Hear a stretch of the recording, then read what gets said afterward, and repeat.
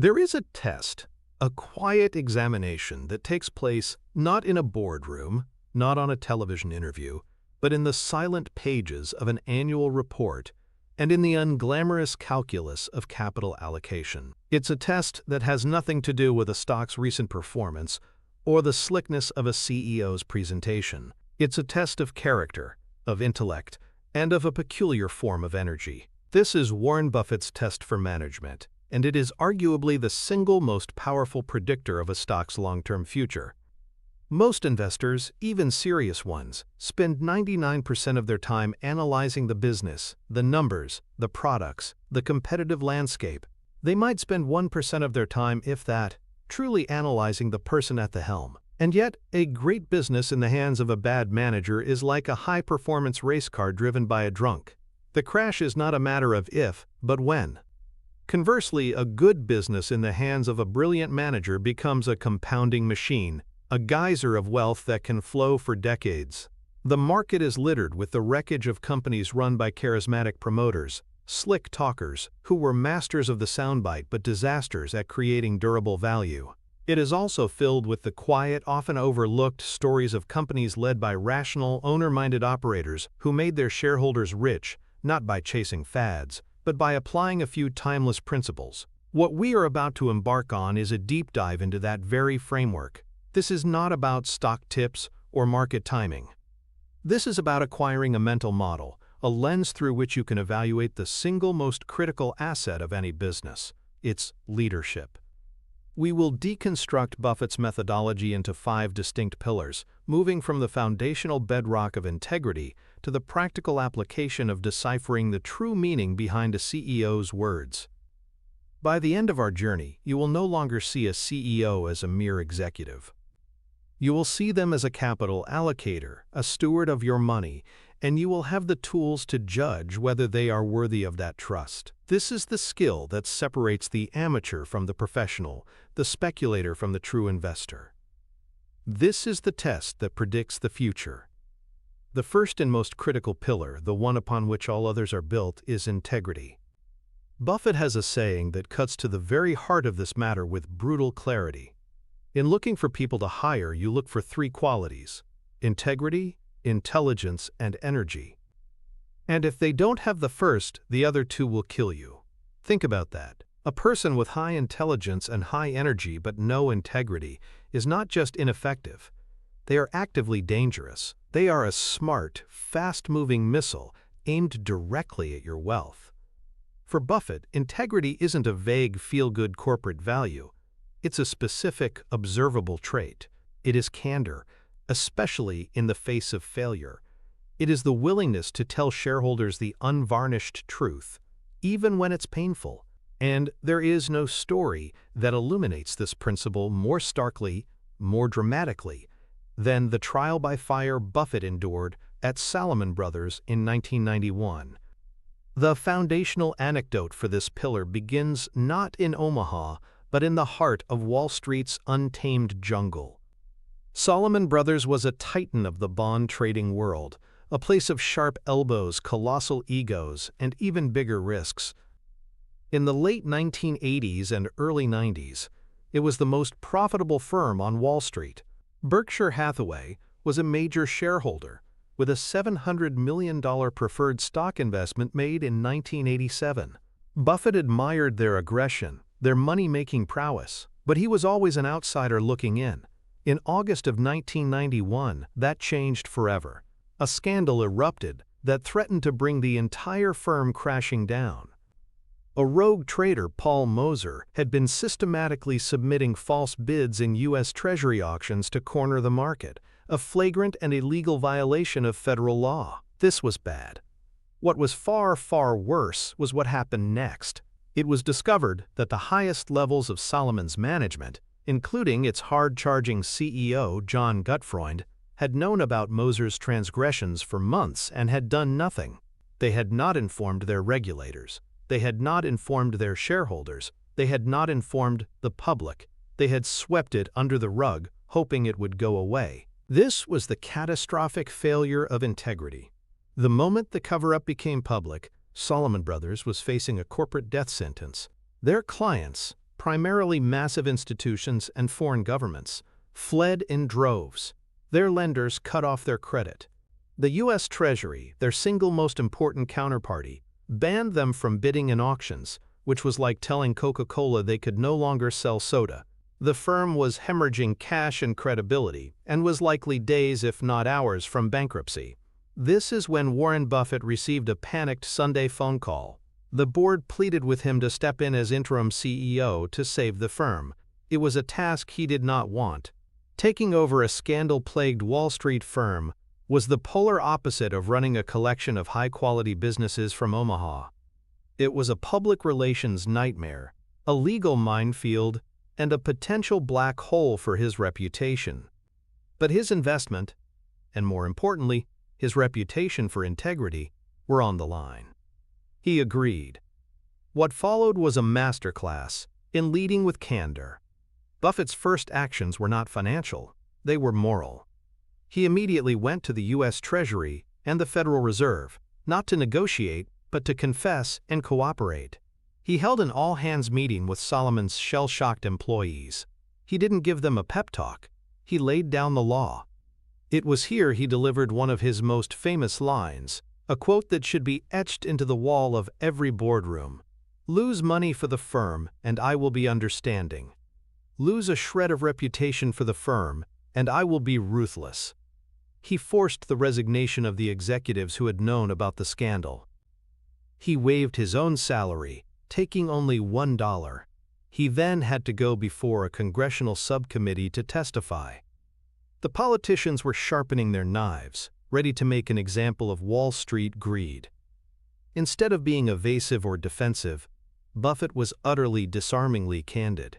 He admitted the firm's guilt without reservation. He told them, "I have no reason to believe that we have found the last miscreant in a company of 8,000, acknowledging that the problem was cultural and deep-seated."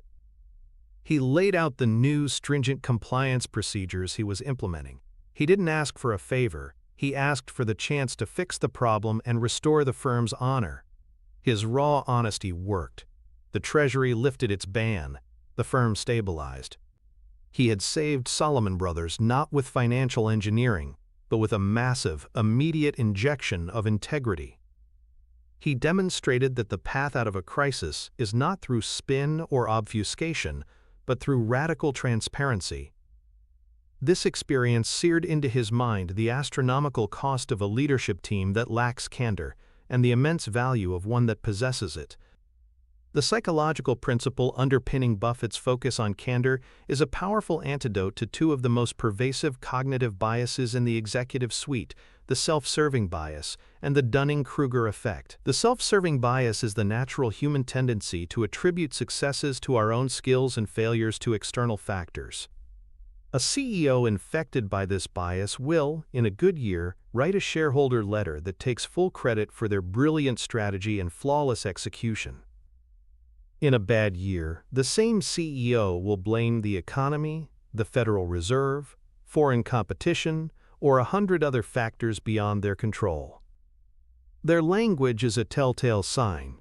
We achieved record profits, but the market faced significant headwinds. This bias prevents learning and erodes trust. A leader who never admits a mistake cannot be trusted to fix one. Buffett's demand for candor is a direct assault on this bias. When a CEO like Tom Murphy of Capital Cities/ABC, one of Buffett's most admired managers, openly discusses the mistakes he made in a particular acquisition or a business line that underperformed, he is signaling to shareholders that he is not a victim of the self-serving bias. He is a rational actor who understands cause and effect, and he is holding himself accountable. This builds an incredible bond of trust. The Dunning-Kruger effect is a cognitive bias where people with low ability at a task overestimate their own ability. In the corporate world, this manifests as CEOs who are unconsciously incompetent. They don't know what they don't know. They're surrounded by sycophants who tell them they're brilliant, and they begin to believe their own press releases. These are the leaders who will confidently march a company off a cliff, convinced of their own genius right up to the moment of impact. Candor is the cure for Dunning-Kruger. A leader who is willing to say, "We made a mistake here," or "This is a part of the business we don't fully understand yet," is demonstrating self-awareness. They are signaling that they have the intellectual honesty to recognize the limits of their own knowledge. This is not a sign of weakness. It is the ultimate sign of strength and intelligence. It allows them to seek outside expertise, to pivot when a strategy isn't working, and to avoid the hubris that has toppled so many corporate empires. By looking for CEOs who openly admit their errors, Buffett is selecting for leaders who have a built-in psychological defense system against the very biases that cause most corporate failures. He is investing in self-awareness, which is a far more valuable asset than blind confidence. So how can we, as individual investors engaged in our own personal wealth management, apply this principle? We can create what I call the applied mental model of the candor audit. This is a step-by-step process for evaluating the integrity of a company's leadership using the same materials Buffett uses. Step 1. Gather your documents. You need to go to the company's investor relations website and download the last 5 to 10 annual reports. Don't just read the most recent one. You need to see the narrative over time. Step 2. Create a promises versus performance ledger. Go back to the shareholder letter from 5 or 7 years ago. Read what the CEO said their goals were. What new initiatives were they excited about? What financial targets did they set? Write them down in one column. In the second column, track what actually happened. Did that transformative acquisition they made actually create value? Or was it written down a few years later? Did they hit their revenue growth targets? Did the new product line become a market leader? Or a forgotten flop? An honest CEO's letters will show a clear correlation between promises and performance over time.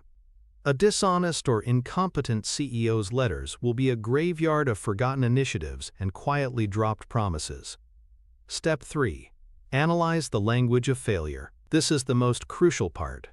Go through each letter and find the sections where they discuss challenges or underperforming divisions. Does the CEO take personal responsibility? Do they use words like "I" or "we made a mistake"? Or do they use passive, evasive language? Economic conditions led to softer demand is a red flag. We misjudged the market and priced our product incorrectly is a green flag. Look for specifics. A candid CEO will tell you why a division failed. A dishonest one will gloss over it with corporate jargon. Step 4. The plain English test. Read the letter out loud. Does it sound like a human being wrote it, or does it sound like it was assembled by a committee of lawyers and PR consultants? Buffett's letters are famous for their clarity, wit, and use of simple analogies. He wants his sister, Bertie, to be able to understand the business. CEOs who are confident in their business and honest with their shareholders communicate with clarity. Those who are hiding something or don't truly understand their own business hide behind complexity, jargon, and acronyms. If you need a dictionary of corporate buzzwords to get through the first page, that is a massive red flag. Executing this candor audit is a core part of any serious fundamental analysis. It transforms the shareholder letter from a boring compliance document into a powerful psychological profile of the person running the company.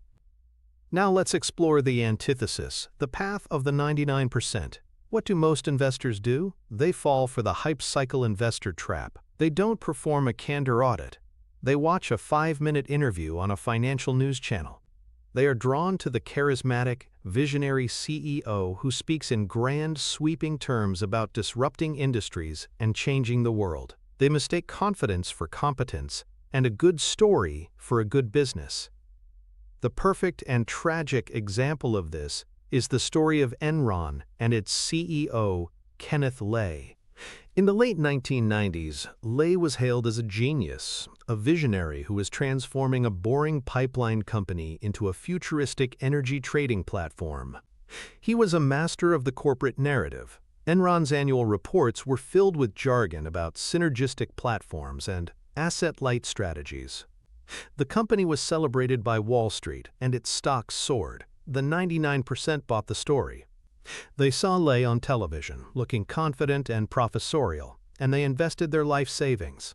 But if anyone had performed a candor audit, the red flags were everywhere. The business model was intentionally incomprehensible. The financial statements were a maze of special-purpose entities and off-balance sheet debt. The shareholder letters spoke of grand visions but offered no clear, simple explanation of how the company actually made money. The language was all about obfuscation, not clarification. The company was a black box, and Ken Lay was selling the mystery, not the reality. The disastrous consequence for investors who followed this path was a complete and total loss of capital. Enron went from a $70 billion company to zero, wiping out the retirement savings of thousands of employees and outside investors. They invested in a charismatic promoter, not a candid operator. This is the ultimate price of ignoring the integrity filter. The 99% chase the story. The successful 1% analyze the character. The direct financial connection between a CEO's candor and a company's performance is not soft or abstract. It is hard, quantifiable, and shows up directly on the financial statements and in the stock's valuation. First, look at the quality of earnings. A company run by a candid CEO is far less likely to engage in aggressive accounting practices. You'll see fewer one-time charges that mysteriously appear every single year. You'll see more conservative revenue recognition policies. Their reported GAAP earnings will be much closer to the true owner earnings of the business. This results in higher quality, more reliable earnings, which astute investors will reward with a higher price-to-earnings multiple. A lack of candor, conversely, often precedes a major accounting scandal or a massive earnings restatement, which can destroy a stock's value overnight. Second, consider the cost of capital. A management team that is trusted by the market can raise money, whether debt or equity, on more favorable terms. Their bond yields will be lower, and their stock will command a premium valuation. This trust, built over years of transparent communication, is a tangible financial asset. It lowers the company's expenses and increases its strategic flexibility. Third, and most importantly, is the impact on long-term capital allocation. A CEO who is honest about the company's failures is more likely to shut down or sell underperforming divisions, rather than throwing good money after bad due to ego. This discipline of reallocating capital from low-return projects to high-return projects is the primary driver of long-term value creation. The candid CEO's admission of a mistake is often the first step in a financially brilliant move to correct it. In the end, integrity isn't just a moral virtue. It's a financial lubricant. It reduces risk, enhances reputation, and allows the economic engine of a great business to run with maximum efficiency, compounding shareholder wealth for years to come. It is the foundation, and without it, the entire structure is destined to collapse. Once the foundation of integrity is established, we move to the second pillar, intelligence. But for Buffett, intelligence is not measured by an IQ score or a fancy degree. It's a very specific kind of intelligence, the ability to make rational decisions about the allocation of capital. A CEO's single most important job is to take the cash the business generates and decide what to do with it. That decision, repeated year after year, is what ultimately determines the long-term return for shareholders. A CEO can be a brilliant product visionary, a master marketer, and a beloved leader, but if they are a poor capital allocator, they will destroy value. This pillar is about understanding that a CEO is, first and foremost, an investment manager. You are their client. The company's profits are your money, and their intelligence is demonstrated by how well they invest it on your behalf. The foundational anecdote that perfectly illustrates this concept of intelligence as rational capital allocation is the story of Katharine Graham and the Washington Post Company. It's a story of mentorship, transformation, and the quiet power of a brilliant financial mind guiding a willing and intelligent operator. In 1973, Berkshire Hathaway made a significant investment in the Washington Post Company. At the time, Katharine K. Graham was the CEO. She had taken over the company after the tragic death of her husband, and had courageously steered it through the tumultuous publication of the Pentagon Papers and the Watergate scandal. She was a woman of immense integrity and journalistic courage, but, by her own admission, she was not a business or finance expert. She was, however, incredibly intelligent and eager to learn. The Washington Post was a fantastic business. It was a dominant newspaper in a major city, what Buffett would call a franchise. It gushed cash. The problem, a common one for such businesses, was what to do with all that money. The natural inclination for most CEOs would have been to diversify, to buy other businesses in different industries, to build a larger empire. This is the path of conventional wisdom. Buffett saw a different, far more profitable path. The Washington Post stock was incredibly cheap. The entire company was selling in the market for about $80 million. Buffett calculated that you could have sold off its individual television stations and other assets for $400 million. The market was valuing the company at a mere 20% of its easily ascertainable private market value. So Buffett began to teach Kay Graham about capital allocation. He explained that the single best investment she could make with the company's profits was in the company itself. Why go out and buy a mediocre business at a fair price when you could buy your own wonderful business at a ridiculously cheap price? He encouraged her to use the company's excess cash to aggressively buy back its own shares. This was not a common strategy at the time. Stock buybacks were often seen as a sign that a company had run out of growth ideas, but Graham, demonstrating her true intelligence, grasped the powerful logic immediately. A stock buyback is simple arithmetic. If a company has 10 shares outstanding and earns $10, its earnings per share is $1. If it uses its cash to buy back 5 of those shares, it now has 5 shares outstanding. The earnings are still $10, but the earnings per share have just doubled to $2.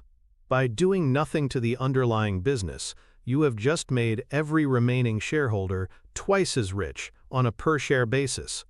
From the late 1970s through the 1980s, the Washington Post Company, under Graham's leadership and with Buffett's guidance, repurchased over 40% of its outstanding shares. This act of rational capital allocation had a tremendous effect. It supercharged the returns for the remaining shareholders, including Berkshire Hathaway. The investment became one of Buffett's greatest triumphs, turning a $10 million initial investment into over $1 billion. The key lesson here is that Kay Graham's intelligence was not in knowing how to run a printing press or sell an ad. Her intelligence was in her ability to recognize the most rational, value-maximizing use of the company's capital, and to execute that strategy with discipline, even when it was unconventional. She chose the path of arithmetic over the path of ego, and in doing so created a dynasty of wealth for her shareholders. The underlying psychological principles that a rational capital allocator must overcome are formidable. The two most prominent are the endowment effect and commitment bias, often working together in a toxic partnership. The endowment effect is our tendency to overvalue something simply because we own it. For a CEO, this often manifests as a deep emotional attachment to the company's existing business units, even the ones that are struggling. They might have a legacy division that was once the core of the company but is now in a declining industry with poor returns. A rational analysis would suggest selling or shutting down this division and reinvesting the capital elsewhere. But the endowment effect makes this emotionally difficult. The CEO and the board see it as our division, part of the company's history and identity. They overvalue it and refuse to part with it, allowing it to drag down the performance of the entire enterprise. Commitment bias, also known as the sunk cost fallacy, reinforces this.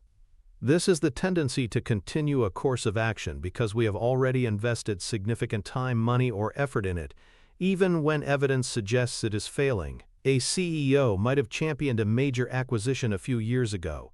It's now clear that the acquisition was a mistake, the promised synergies never materialized, and it's a drain on resources.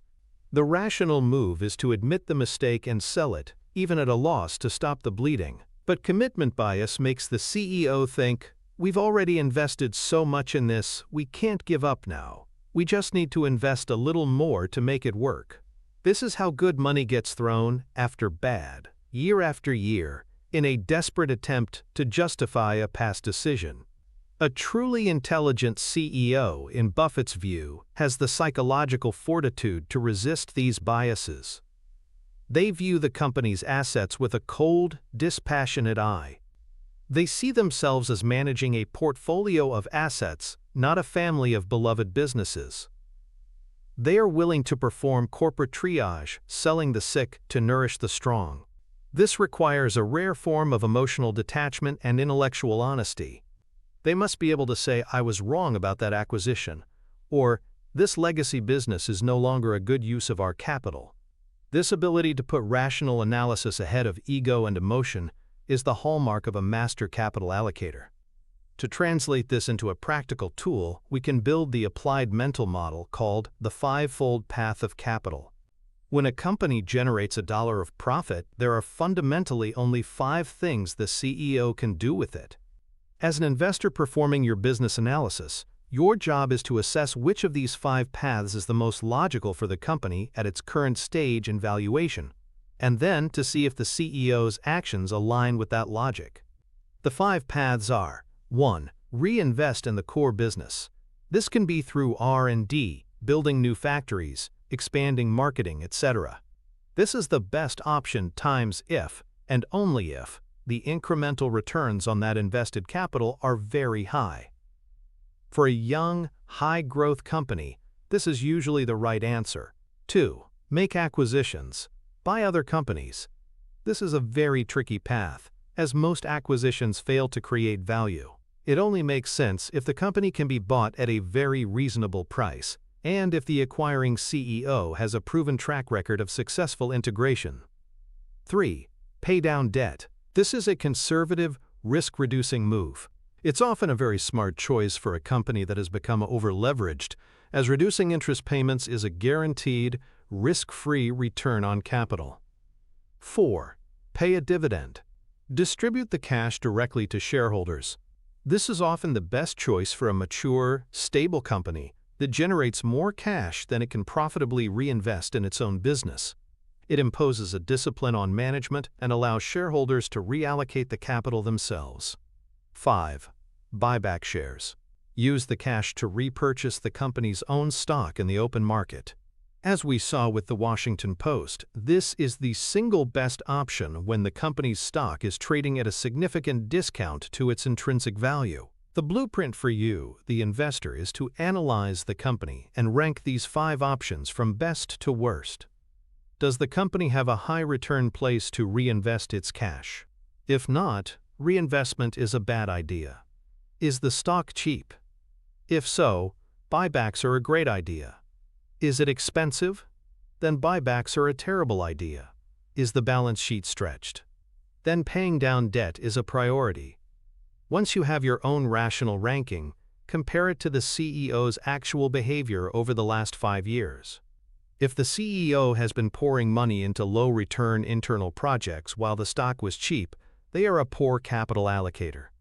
If they have been making expensive, flashy acquisitions in unrelated fields, they are an empire builder. But if their actions consistently align with the most logical path for that $1 of profit, you have likely found one of the intelligent operators Buffett seeks.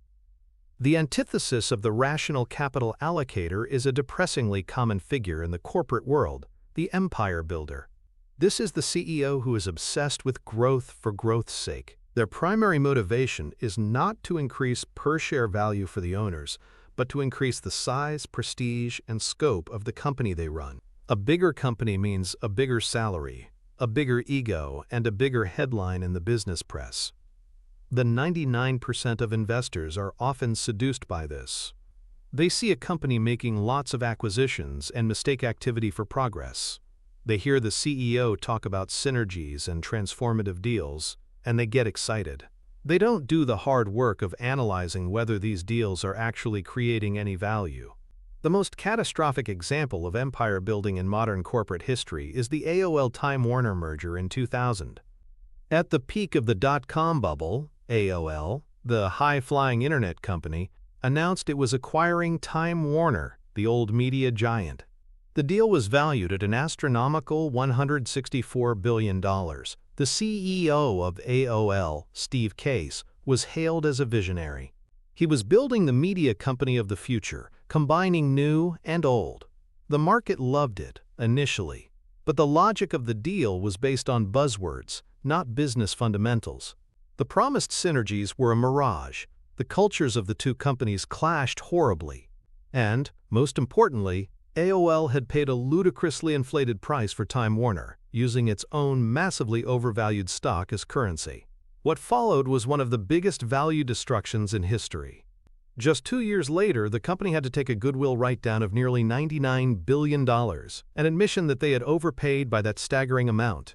The stock collapsed, wiping out hundreds of billions of dollars in shareholder wealth.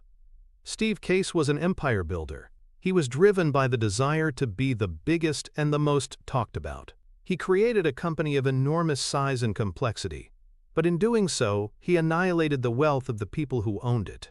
Investors who cheered for the deal, who bought into the grand vision without analyzing the cold, hard numbers, paid the ultimate price.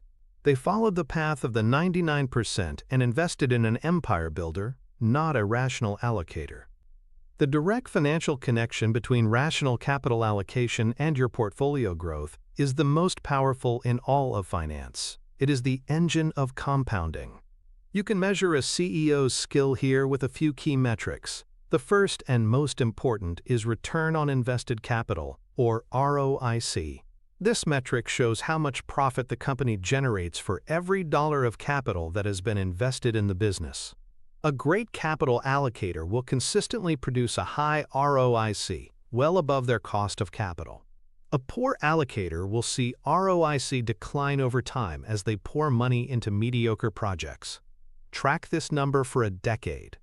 A consistently high or rising ROIC is the signature of a brilliant manager. The second place to look is the change in the number of shares outstanding. Go to the company's financial reports and look at the share count 10 years ago versus today. A CEO who understands value will have opportunistically bought back shares when they were cheap, leading to a significant reduction in the share count over time. This directly increases your ownership stake in the business and boosts earnings per share. A CEO who is an empire builder or who doesn't care about valuation will often do the opposite, issuing lots of new shares to make expensive acquisitions, diluting your ownership and destroying per-share value. Finally, look at the performance of their acquisitions. When a company buys another, it has to account for the goodwill, which is the premium it paid over the tangible assets of the acquired company.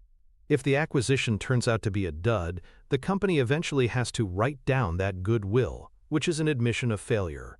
A history of large goodwill write-downs is a giant, flashing red sign that you are dealing with a terrible capital allocator. Ultimately, a CEO's intelligence in this domain is the primary determinant of the growth in a company's intrinsic value per share. If they can consistently reinvest the company's profits at a high rate of return, the value of the business will compound at that rate.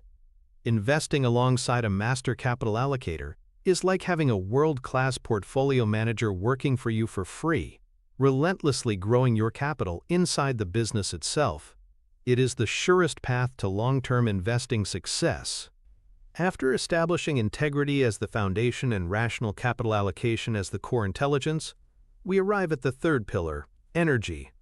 But again, Buffett's definition is specific and nuanced. He is not looking for a hyperactive CEO who works 20 hours a day for the sake of it. He is looking for a deep, obsessive, all-consuming energy that is directed with purpose. It is the energy of an owner, not a hired hand. It's the relentless, fanatical drive to widen the company's moat, to serve its customers, and to crush its competition, not for the next quarter, but for the next 50 years. This is the owner's mindset, and it is a force of nature that is as rare as it is powerful. The foundational anecdote for this pillar is the stuff of business legend. It is the story of Rose Blumkin, better known as Mrs. B, the founder of the Nebraska Furniture Mart. Her story is the platonic ideal of the owner's mindset. Mrs. B was a Russian immigrant who arrived in America unable to speak a word of English. In 1937, with a loan of just $500, she started a furniture store in the basement of a building in Omaha, Nebraska. Her business philosophy was simple and brutal: sell cheap and tell the truth. She worked with a fanatical energy, 7 days a week, from open to close. She was a ferocious negotiator with suppliers, getting the absolute lowest prices, and she passed those savings on to her customers. She built the Nebraska Furniture Mart into a retail behemoth, the single largest home furnishing store in the country, generating hundreds of millions of dollars in sales, all from one location. Her energy was legendary. Well into her 80s, she was still zipping around the store on a motorized cart, personally closing deals and making sure customers were happy. In 1983, at the age of 89, she decided to sell the business. The buyer was Warren Buffett. The deal was famously done on a one-page contract with a handshake. Buffett didn't even order an audit. He said, "We gave Mrs. B a check for $55 million and she gave us her word. That's all we needed." He bought the business because he was buying Mrs. B's culture of obsessive, customer-focused energy. But the story doesn't end there. A few years later, at the age of 95, Mrs. B got into a dispute with her grandsons, who were now running the store. She felt they weren't being aggressive enough. So in a fit of pique, she quit. She then crossed the street and, with her life savings, opened a rival store called Mrs. B's Clearance and Factory Outlet, with the explicit goal of putting her old store out of business. Her new store was an immediate, massive success. She was once again working 7 days a week, underselling her giant competitor across the street. Buffett was both amused and terrified. He was now competing against his own seller, a 95-year-old woman, with more energy and competitive fire than 100 Ivy League CEOs. He eventually had no choice but to buy her out again, acquiring her new store and agreeing to a non-compete clause, which he later joked was probably a mistake, as she might have tried it again at 105. She continued to work at the store until she was 103 years old. The story of Mrs. B is the ultimate illustration of the owner's mindset. Her energy was not about climbing a corporate ladder or cashing in stock options. It was an intrinsic, passionate, and obsessive drive to build and run her business better than anyone else. It was her creation, her life's work. When Buffett buys a business or evaluates a CEO, he is looking for that same fire in the belly. He is looking for a manager who treats the company not as a stepping stone in their career, but as their family's single most important asset, to be nurtured, protected, and grown for generations. The underlying psychological principle at play here is the profound difference between intrinsic and extrinsic motivation. The vast majority of corporate CEOs are driven by extrinsic motivators. These are external rewards, a massive salary, a performance bonus, valuable stock options, a fleet of corporate jets, and the fame and prestige that come with being a public company CEO. Their behavior is logically oriented towards maximizing these external rewards. This often creates a short-term focus. They need to hit their quarterly earnings targets to get their bonus. They need the stock price to go up over the next 2 years before their options vest. This can lead to decisions that are good for the CEO's wallet but bad for the long-term health of the business, such as cutting back on R&D or skimping on customer service to make the numbers look good in the short run. The owner-CEO, the type Buffett seeks, is primarily driven by intrinsic motivation. This is the drive that comes from within. It's the satisfaction of building a great product, the pride of creating a beloved brand, the joy of watching employees and customers thrive. They are not working for a paycheck, they are working for a purpose. Their psychological reward is tied to the enduring success of the business itself. This different motivational structure leads to a completely different set of behaviors. The intrinsically motivated CEO has an infinitely long time horizon. They are willing to make investments in R&D that won't pay off for 10 years. They will invest heavily in customer service, even if it hurts margins this quarter, because they know it builds a loyal customer base for the next 50 years. They are often frugal, treating the company's money as if it were their own. because, in their mind, it is. They are obsessed with the business, not the stock price. This is a critical distinction. A CEO who is constantly talking about the stock is often extrinsically motivated. A CEO who is constantly talking about the products, the customers, and the operations is likely intrinsically motivated. By seeking out this latter type, Buffett is aligning himself with a leader whose psychological makeup is hardwired for long-term value creation. To systematically identify this rare breed of leader, we can use an applied mental model I call the Skin in the Game scorecard. It's a 4-part checklist to measure whether a CEO truly thinks and acts like an owner. Part 1. The compensation test. You must analyze the CEO's pay package, which is detailed in the company's proxy statement. First, is the absolute amount reasonable? A CEO making $50 million a year at a company that is struggling is a massive red flag. Second, and more importantly, how is the compensation structured? Is it tied to short-term metrics like quarterly revenue or the stock price? Or is it tied to long-term drivers of intrinsic value, like the growth in book value per share or return on invested capital over a multi-year period? Buffett, for example, has a $100,000 salary at Berkshire, and his bonus is tied to nothing. His reward comes from the appreciation of his stock, perfectly aligning his interests with his shareholders. Look for that alignment. Part 2. The true ownership test. Don't just look at how many shares the CEO owns. You need to dig deeper. Are those shares mostly stock options that were granted to them for free? Or did they purchase a significant amount of stock on the open market with their own money? A CEO who writes a multi-million-dollar check to buy their company's stock is sending the most powerful signal imaginable. They have true skin in the game. They will feel the pain of a falling stock price just like any other shareholder. Part 3. The frugality test. An owner-manager is almost always frugal with the company's money. Read about the corporate headquarters. Is it a lavish marble-floored monument to the CEO's ego, or is it a Spartan functional office? Jim Sinegal, the founder of Costco, famously had a bare-bones office with a folding chair. He was sending a cultural message that every penny matters. Look for details like this. Do they have a fleet of corporate jets? Owner-managers hate these kinds of expenses because it's their money being wasted. Part 4. The passion check. Read interviews with the CEO. Watch their presentations. What do they get excited about? Do their eyes light up when they talk about the intricate details of their supply chain, a new product innovation, or a story about a satisfied customer?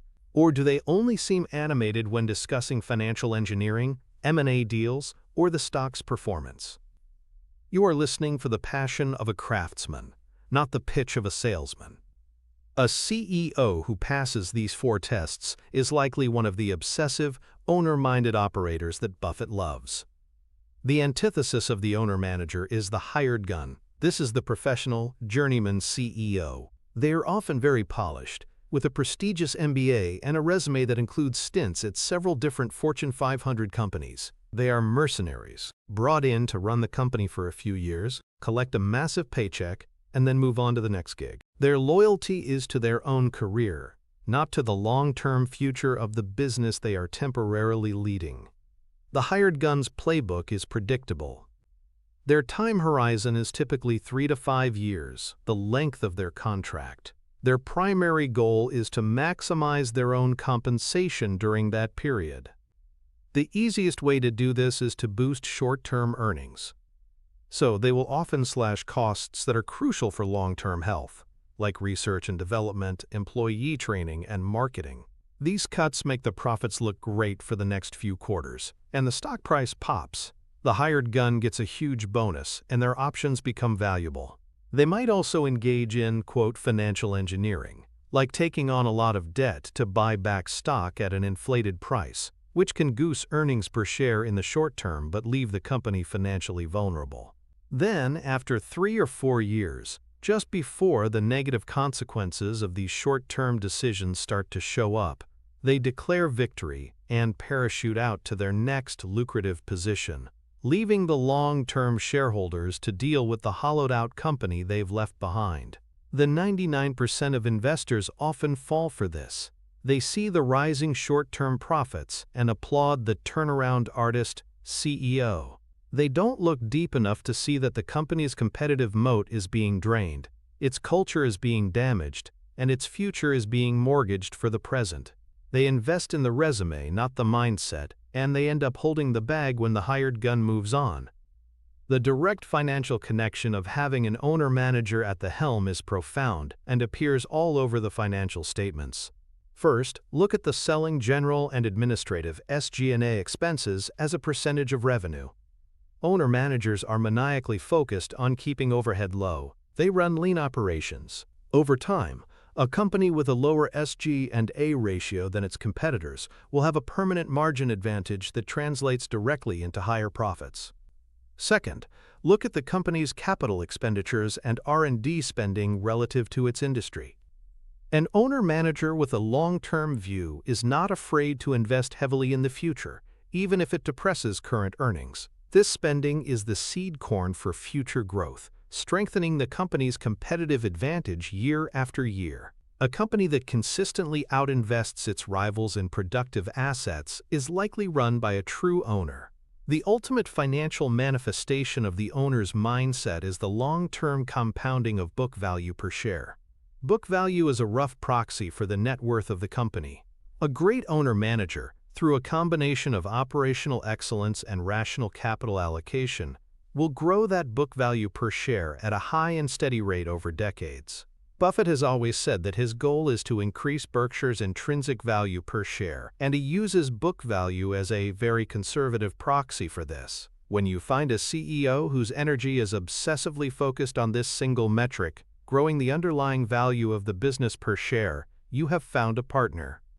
You have found a manager who will work tirelessly not just to make the stock go up, but to make the business more valuable every single day. That is the energy that builds dynasties. We have now examined the 3 core personal qualities Buffett looks for in a leader: the integrity to be candid, the intelligence to allocate capital rationally, and the energy of a true owner. But this raises a critical question for the individual investor. How do you assess these qualities from the outside? You can't sit down and have a conversation with the CEO of every company you're researching. This brings us to our 4th pillar, which is not a quality, but a tool. It is the single most important document for judging management from a distance, the annual shareholder letter. For Buffett, this document is a Rosetta Stone. It is where a CEO, consciously or unconsciously, reveals their character, their priorities, and their intellect.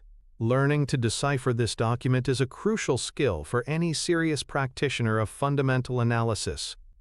The foundational anecdote for this pillar is not a single story but a comparative analysis that Buffett himself has implicitly conducted for decades. It's the stark contrast between the gold standard of shareholder communication, his own Berkshire Hathaway letters, and the typical, jargon-filled and obfuscating letters produced by most corporations. Let's use a specific historical contrast. A Berkshire letter from the late 1990s versus a letter from Enron in the same period before its spectacular collapse. Reading one of Buffett's letters is like having a conversation with a brilliant, honest, and witty business partner. He writes in clear, simple prose. He uses analogies from baseball, fairy tales, and everyday life to explain complex financial concepts.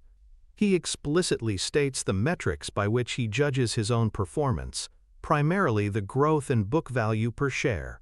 Most importantly, he spends a significant amount of time discussing his mistakes. In his 1999 letter, for example, he openly talks about the mistake he made in buying Dexter Shoe Company, a business whose competitive advantage was about to be obliterated by foreign competition. He paid for it with Berkshire stock, which he calls his most grievous error, and he quantifies the cost of that mistake to his shareholders in the billions of dollars. This is radical candor. He is teaching his shareholders how to think about the business, he is holding himself accountable, and he is treating them as true partners. Now let's contrast that with a shareholder letter from Enron's Ken Lay from the same era. Reading it is like entering a linguistic fog. It is filled with corporate buzzwords like synergy, optimization, network effects, and unbundling. It speaks of revolutionary business models and a new paradigm for energy markets. But it never clearly and simply explains how the company actually makes money. The metrics it touts are often pro forma or adjusted earnings, fuzzy numbers that bear little resemblance to actual cash profits. There is no mention of mistakes. There is no humility. There is only triumphant, impenetrable jargon. The entire purpose of the Enron letter was not to clarify but to impress, not to inform, but to intimidate. It was a document designed to make the reader feel that the business was too complex for them to understand, and that they should just trust the geniuses in charge. Buffett's letter is an invitation to understand. Enron's was a demand for blind faith. The tragedy is that for a time, the market bought into Enron's approach. The stock was a Wall Street darling, but for an investor trained to read these documents through a Buffett-like lens, the Enron letter was a symphony of red flags. It signaled a lack of candor, a focus on hype over substance, and a fundamental disrespect for the shareholders' right to understand the business they own. This comparative analysis demonstrates the power of the shareholder letter as a diagnostic tool. One letter reveals an owner committed to partnership, the other reveals a promoter building a house of cards. The psychological principles that make the shareholder letter such a revealing document are the fluency heuristic and the jargon as prestige bias. The fluency heuristic describes a simple quirk of our brains. We have a preference for things that are easy to process and understand. When information is presented clearly and simply, we are more likely to find it credible and trustworthy. A CEO who writes in plain English, like Buffett, is leveraging the fluency heuristic to their advantage, but in an honest way. Their clarity creates a sense of trust because it signals a mastery of the subject matter. As the old saying goes, if you can't explain it simply, you don't understand it well enough. The opposite is also true. When we are presented with information that is complex, convoluted, and filled with jargon, it creates disfluency. It's hard to process. This is where the jargon as prestige bias kicks in. In certain contexts, particularly in fields like finance and technology, we have been conditioned to believe that complex language signals high intelligence and expertise. A CEO who uses a lot of arcane acronyms and buzzwords can trigger this bias in the reader. The investor thinks, wow, this person sounds really smart. I don't know what risk-adjusted, arbitrage-free optionality means, but it must be brilliant. This is a dangerous psychological trap. In many cases, jargon is not a signal of intelligence. It is a cloak for a lack of substance. It is used to hide poor performance, to obscure a flawed business model, or to simply make the author sound more important than they are. The truly great CEOs, the ones who are both brilliant and honest, have the ability and the desire to make the complex simple. They cut through the jargon. They want their shareholders to be informed. The mediocre or dishonest CEOs do the opposite. They make the simple complex. They want their shareholders to be confused and impressed. Recognizing this psychological dynamic is key to reading a shareholder letter correctly. You must consciously override the jargon as prestige bias and demand clarity. Simplicity is a sign of strength. Complexity is often a sign of deceit. To put this into practice, we need an applied mental model, a detailed checklist for performing a shareholder letter autopsy. This is how you move from a passive reader to an active analyst. There are 5 key steps. 1. The candor scan. The first thing you should do is use your computer's search function to find the words mistake, error, disappointing, or challenge. Go directly to these sections. Does the CEO discuss failures with specificity and take personal responsibility, or are the challenges blamed on external factors? A good letter will have a thoughtful, honest section on what went wrong.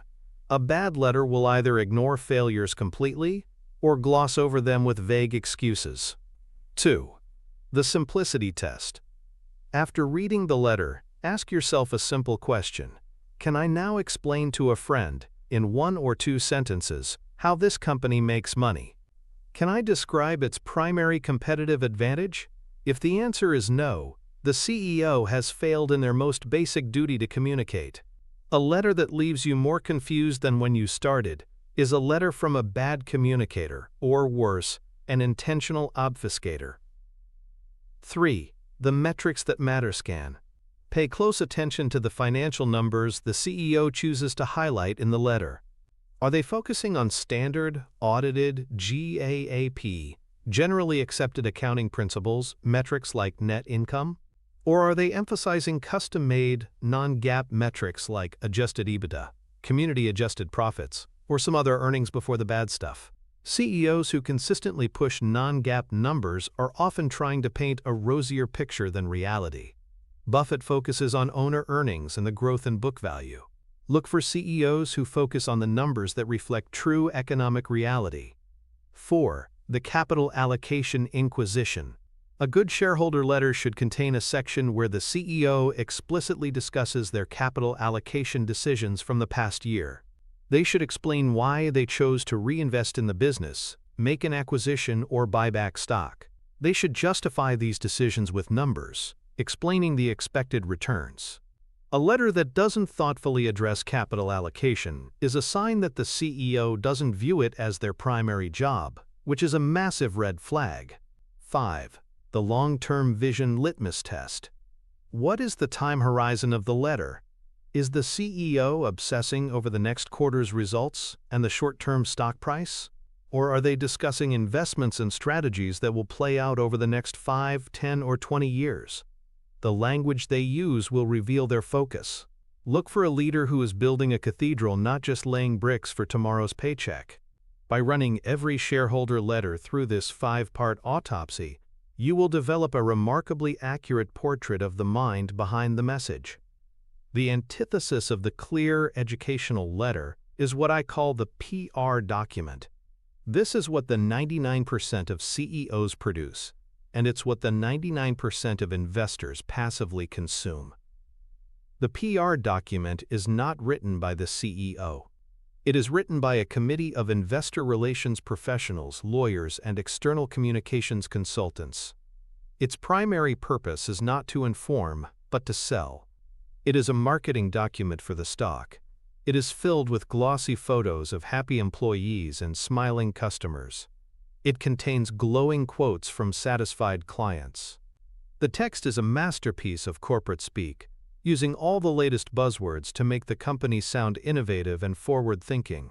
It will celebrate every minor success as a major milestone and ignore or downplay any and all failures. It will talk about the company's commitment to excellence and its passion for innovation, but it will provide very few hard numbers or specific details to back up these platitudes. The 99% of investors skim these documents, see the pretty pictures and the optimistic language, and think, "This looks like a good company."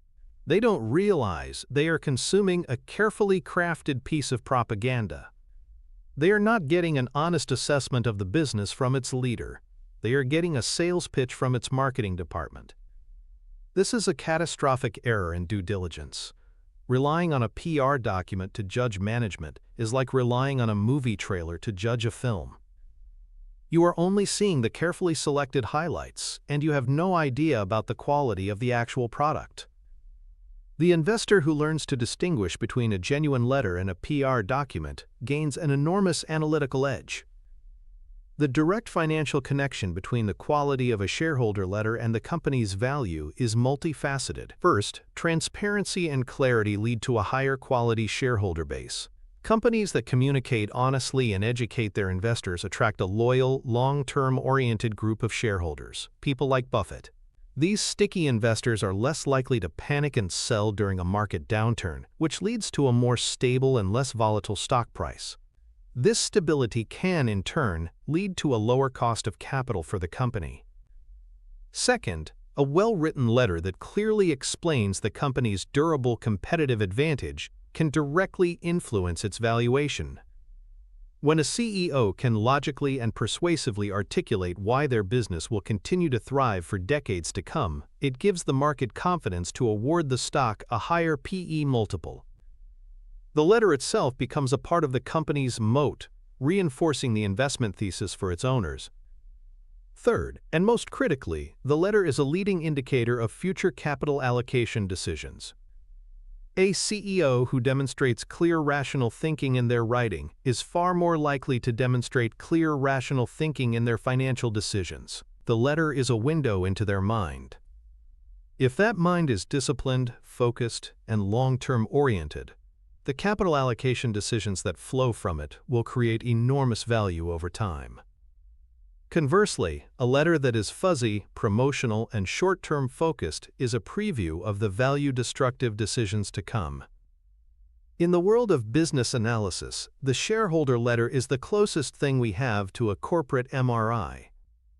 It allows us to see beneath the surface and diagnose the health and quality of the company's most important organ, the mind of its CEO.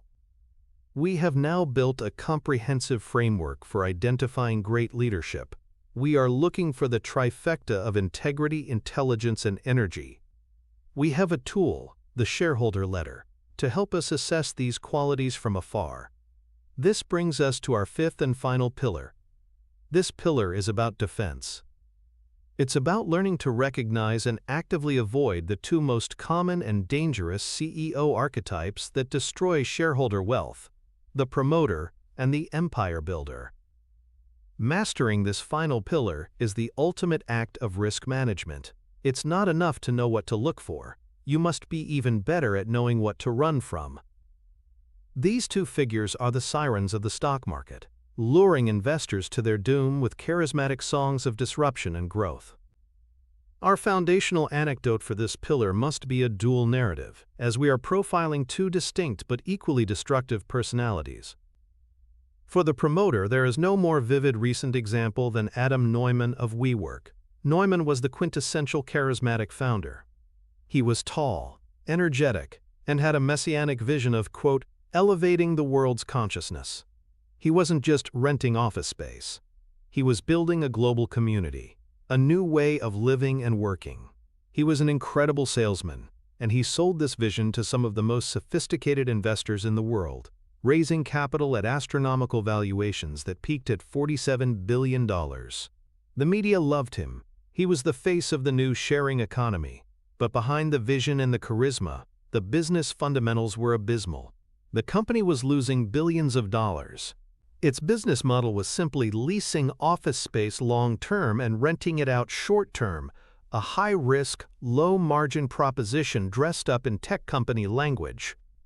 Neumann himself treated the company as his personal piggy bank, engaging in numerous self-dealing transactions and spending lavishly on private jets and extravagant parties. He was a master promoter, selling a story that had little connection to economic reality. When the company filed to go public, its financial disclosures revealed the ugly truth, and the entire house of cards collapsed. The IPO was pulled, the valuation plummeted by over 90%, and Neumann was ousted. He promoted a vision and, in the process, incinerated billions of dollars of capital. Now, for the empire builder, we must revisit the ultimate cautionary tale, the AOL-Time Warner merger led by AOL's Steve Case. Case was not a flamboyant promoter in the same way as Neumann, but he was driven by a different, equally dangerous impulse: the desire to build the biggest, most powerful company in his industry. In the late 1990s, AOL was the king of the internet. Its stock was flying high. But Case was not content. He was possessed by the idea that he needed to merge with an old media giant to secure his legacy and create an unassailable media empire. He targeted Time Warner, a sprawling conglomerate of magazines, movie studios, and cable networks. The merger was driven by ego and a misguided belief in the vague concept of synergy. It was the ultimate act of empire building. The focus was on size and scale, not on business logic or price. As we discussed, the result was the single greatest destruction of shareholder value in corporate history. Both Neumann and Case led their investors off a cliff, but they took different routes. Neumann, the promoter, sold a fantasy. Case, the empire builder, sold a fixation on size. Recognizing the patterns of both is essential for investment survival. The psychology behind why investors fall for these archetypes is rooted in powerful cognitive biases. The promoter, like Adam Neumann, is an expert at exploiting herd mentality and the fear of missing out, FOMO. When a company like WeWork is receiving glowing press coverage and its private valuation is soaring, a powerful social proof narrative is created. Everyone seems to be getting in on it. The fear of being the only one left out of the next big thing can be overwhelming, causing investors to abandon their critical thinking and join the stampede. The promoter's charismatic vision provides the perfect story for this herd to rally around. They aren't investing in a balance sheet. They are investing in a dream, and this feels far more exciting. The empire builder, like Steve Case, benefits from the overconfidence bias and the action bias. CEOs who frequently make large acquisitions are often suffering from extreme overconfidence in their own abilities. They believe they can manage any business and that their Midas touch will magically create value. This overconfidence is often cheered on by investment bankers who make enormous fees from these deals and by a financial press that loves big dramatic moves. Investors, in turn, are susceptible to the action bias, the tendency to favor action over inaction, even when inaction is the more prudent course. A CEO who is constantly doing deals looks busy, decisive, and dynamic. A CEO who patiently sits on a pile of cash, waiting for the right opportunity, can seem boring and passive. Investors mistake the frenzy of empire building for progress, and they fail to ask the critical question: is this activity actually creating per-share value? Understanding these biases is the first step to building an immunity to them. You must learn to be skeptical of exciting stories and to appreciate the quiet competence of inaction. To operationalize this defensive strategy, we can create a final applied mental model, the red flag matrix. This is a simple checklist to help you quickly identify whether a CEO is exhibiting the traits of a promoter or an empire builder. On one side of the matrix, list the red flags for the promoter. 1. A focus on narrative over numbers. They talk constantly about their grand vision, but are vague on the details of the business model. 2. A cult of personality. The CEO is treated like a rock star, and the company's identity is inextricably linked to them. 3. Complex or unusual corporate governance structures, like multi-class shares that give the founder near total control. This is a sign they don't want to be accountable to shareholders. 4. A high cash burn rate. The company is losing a lot of money with no clear path to profitability. They are funding the dream with an endless fire hose of investor capital. On the other side of the matrix, list the red flags for the empire builder. 1. Frequent, large acquisitions, especially outside the company's core area of expertise. This is known as diversification. 2. An obsession with being number one in terms of size, revenue, or market share, rather than profitability or returns on capital. 3. Justifying deals with vague, non-quantifiable buzzwords like synergy, transformation, or building a platform. 4. A steadily increasing debt load and a history of large goodwill write-downs from past failed acquisitions. If a CEO you are analyzing starts ticking boxes in either of these columns, alarm bells should be ringing. This matrix is your early warning system, your tool for risk management that allows you to steer clear of the most common causes of permanent capital loss. The antithesis to these two destructive archetypes is the boring, focused operator. This is the CEO you've probably never heard of. They don't give splashy interviews or keynote speeches at tech conferences. They run a business that is often in an unglamorous niche industry, things like industrial fasteners, specialty insurance, or aggregates for construction. They are not trying to change the world. They are trying to dominate their specific market niche, 1 percentage point of market share at a time. A great example is the leadership at a company like Fastenal, a distributor of industrial and construction supplies. For decades, they have executed a simple, brilliant strategy of placing their vending machines and small stores directly on site at their customers, factories, and job sites. They are not disrupting anything. They are just obsessively focused on being the most efficient, most convenient supplier for their customers. Their CEOs are typically internal promotions who have spent their entire careers at the company. They are not mercenaries. They are deeply knowledgeable about the nuts and bolts of their business. They allocate capital rationally, mostly by reinvesting in their own proven high-return business model. They are not promoters. Their business is too boring for a grand narrative. They are not empire builders. They are too disciplined to stray from what they know. The 99% of investors overlook these companies. They are not exciting. They don't make headlines. But for decades, these boring, focused operators have quietly and relentlessly compounded capital, creating staggering wealth for their long-term shareholders. They are the antithesis of hype and ego, and they are often the greatest investment opportunities.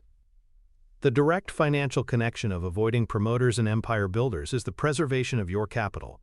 It is the most important rule of investing. Rule number 1, never lose money. Rule number 2, never forget rule number 1. The promoter's financial signature is a catastrophic cash burn. You can see it on the cash flow statement. They are incinerating capital year after year. This inevitably leads to one of two disastrous outcomes for shareholders: bankruptcy, where the equity is wiped out completely, or massive, repeated shareholder dilution, as the company is forced to issue more and more new stock at lower and lower prices to stay afloat. In either case, the original investor's stake is decimated. The empire builder's financial signature is the destruction of value on the balance sheet. When they make an overpriced acquisition, the premium they pay is recorded as, quote, goodwill. When that acquisition fails to live up to its rosy projections, that goodwill must be written down. This write-down flows through the income statement as a massive loss, often wiping out years of accumulated profits. You will also see a bloated balance sheet with rising debt levels and declining returns on invested capital. The end result is a larger, more complex but far less profitable and more fragile company. The stock price inevitably follows this deteriorating reality.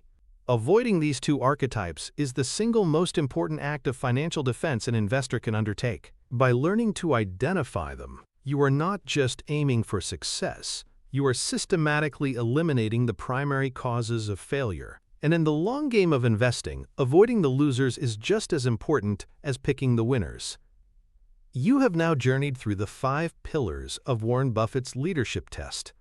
You have armed yourself with a powerful mental framework that very few investors possess. You no longer see a CEO as a talking head on a screen or a name in a news article. You see a capital allocator. You see a steward of your capital. You see a human being subject to the same psychological biases as everyone else. You have acquired the lens of a true business analyst, the ability to look beyond the surface and judge the character, intelligence, and motivation of the person at the helm. This skill, this framework, is now a permanent part of your intellectual toolkit. It is the ability to separate the builders from the destroyers, the partners from the promoters. But this framework for judging a person, as powerful as it is just one critical pillar in the grand architecture of a complete investment philosophy. A great manager running a terrible business is like a brilliant jockey on a lame horse. They are unlikely to win the race. The question that must follow is, how does this analysis of leadership connect to the analysis of the business itself?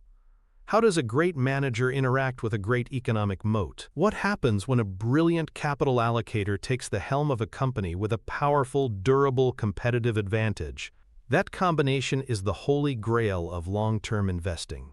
It is the recipe for the multi-generational compounding machines that create true, life-changing wealth.